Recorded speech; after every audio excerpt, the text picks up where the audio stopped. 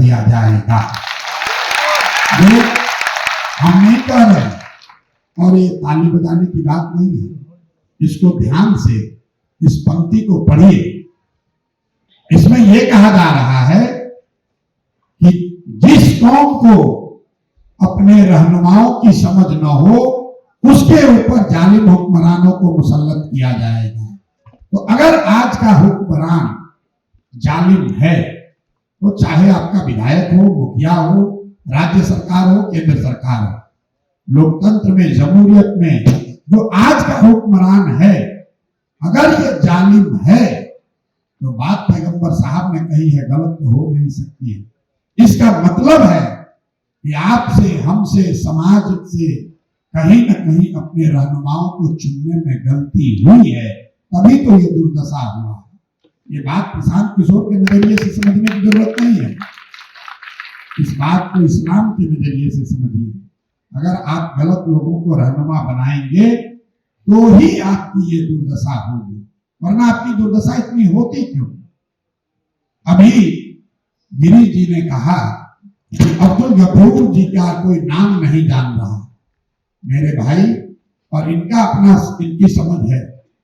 आप में से भी कई लोग कहेंगे कि इसलिए नहीं नाम जानता है क्योंकि वो मुसलमान थे। ऐसी बात नहीं है। उनका नाम इसलिए नहीं है कि जो बात आपको इस्लाम में बताई गई कि भाई बिना जद्दोजहद के जीवन में कुछ हासिल नहीं हो सकता है, और कहीं ना कहीं अब्दुल गफूर साहब के परिवार के लोग या उनके चाहने वाले, उनके शागिर्द, उन्होंने जद्दोजहद नहीं किया, इसीलिए आज उनका नाम धीरे धीरे मिट गया। अगर आप जद्दोजहद नहीं करोगे तो आपका भी नाम कोई लेने वाला नहीं बचेगा। कोई प्रशांत किशोर आपको नहीं खड़ा कर सकता, कोई प्रशांत किशोर आपको नहीं खड़ा कर सकता। हम आज सिर्फ आपसे इसलिए मिल रहे हैं कि 3 बरस पहले इसी चंपारण से जब हमने चलना शुरू किया, मुसलमानों से बातचीत शुरू की, मुसलमानों ने कहा नहीं, बात तो आप अच्छी कह रहे हैं, हमें जरूरत भी है किसी विकल्प की, क्योंकि कब तक हम लोग लालटेन में किरासन तेल बनकर जलते रहेंगे। ये समझ सहूर आपको है। आपका सवाल ये था कि प्रशांत जी, अगर हम लोग आपके साथ हो भी जाएं तो भाई आपके साथ दूसरा कौन है? दूसरा कौन है? क्योंकि आपको लगता था कि आपको ऐसा लगता है कि सारा हिंदू तो भाजपा ही हो गया, तो भाई हम लोग के साथ कौन आएगा?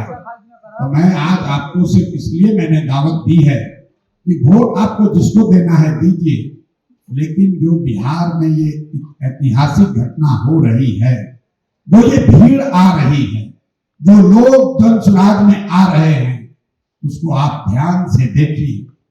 वो मुसलमान नहीं है, वो ज्यादातर लोग हिंदू हैं। ये हिंदू आए कहां से? ये कौन से हिंदू हैं जो आज तक भाजपा को, जदयू को वोट दे रहा था, वो सब जन सुराज में आ गया? वो कैसे हुआ? यही बात तो आपको 2 बरस से हम समझा रहे हैं। मेरे भाई, आधे से ज्यादा हिंदू आज भी आपसे ज्यादा शिद्दत से भाजपा से लड़ने को तैयार है, लड़ रहा है। ये हम नहीं कह रहे, आप आंकड़ों को उठाकर देख लीजिए। इस देश में 80% हिंदू रहते हैं और भाजपा को 40% वोट आया है। इसका मतलब क्या है कि आज भी इस देश में आधे से ज्यादा हिंदू भाजपा को वोट नहीं देते। वो कौन से हिंदू हैं, वही आपको पहचानने की जरूरत है। धनसुराज ने बताया कि जो हिंदू गांधी को मानने वाले हैं वो भाजपा के साथ इत्तेफाक नहीं रखते। जो बाबा साहब अंबेडकर को मानने वाले हिंदू हैं वो भाजपा के साथ इत्तेफाक नहीं रखते। जो कम्युनिस्ट विचारधारा के मानने वाले हिंदू हैं वो भाजपा का समर्थन वोट नहीं करते हैं। जो समाजवाद, लोहिया और जयप्रकाश को मानने वाले हिंदू हैं, वो किसी जाति का हिंदू हो, वो भाजपा को वोट नहीं करता है।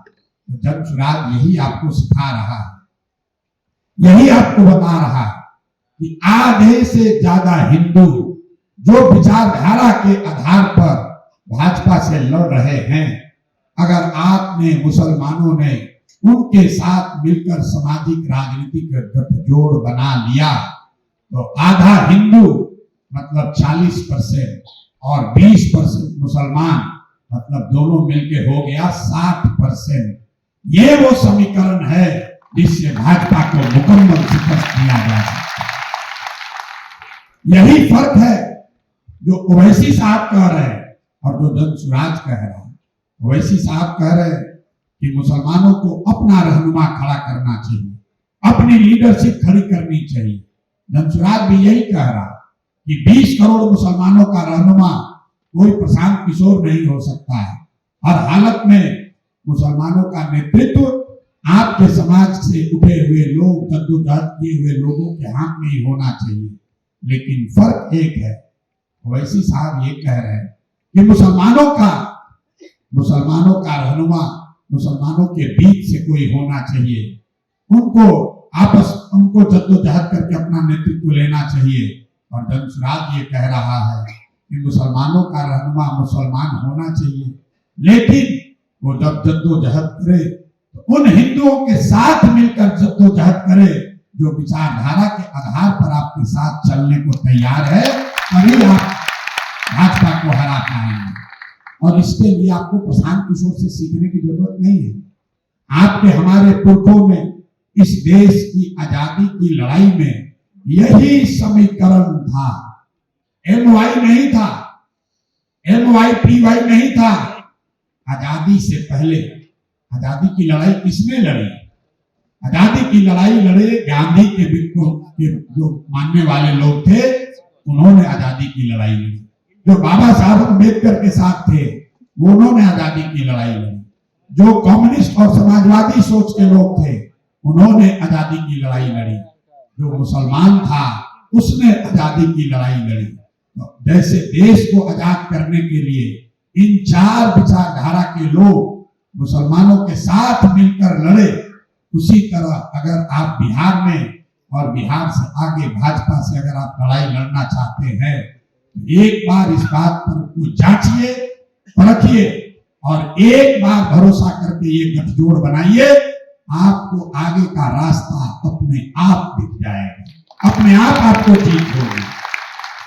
ये जो MY समीकरण में आप फंसे हैं, इससे कुछ होने वाला नहीं भाई। MY समीकरण कहीं है ही नहीं, अब YM समीकरण है। जहां पर Y है वहां पर मुसलमान मुकम्मल वोट दे रहा है, लेकिन जैसे ही मुसलमान खड़ा होता है, आधे से ज्यादा Y समाज के लोग भाजपा को वोट दे देते हैं। कुछ लोग ये बताते हैं कि ये यादव आपके साथ धोखा कर रहा है। मैं कैमरे पर आपको कह रहा हूं कि नहीं, यादव समाज के लोग आपके साथ धोखा नहीं कर रहे। अगर आप MY के जगह किसी दूसरे हिंदू समाज के साथ भी गठजोड़ बना लीजिए तो भी यही होगा। अगर आप ब्राह्मणों के साथ, फॉरवर्डों के साथ, दलितों के साथ, OBC के साथ समीकरण बना लीजिए तो भी यही होगा। क्यों? क्योंकि आधे से करीब आधा हिंदू, जिसमें सभी जाति के हिंदू हैं, वो विचारधारा के आधार पर आज भाजपा को वोट दे रहे हैं। आपको लगता है कि सब आदमी जाति पर वोट देता है। मुसलमान होने के नाते आप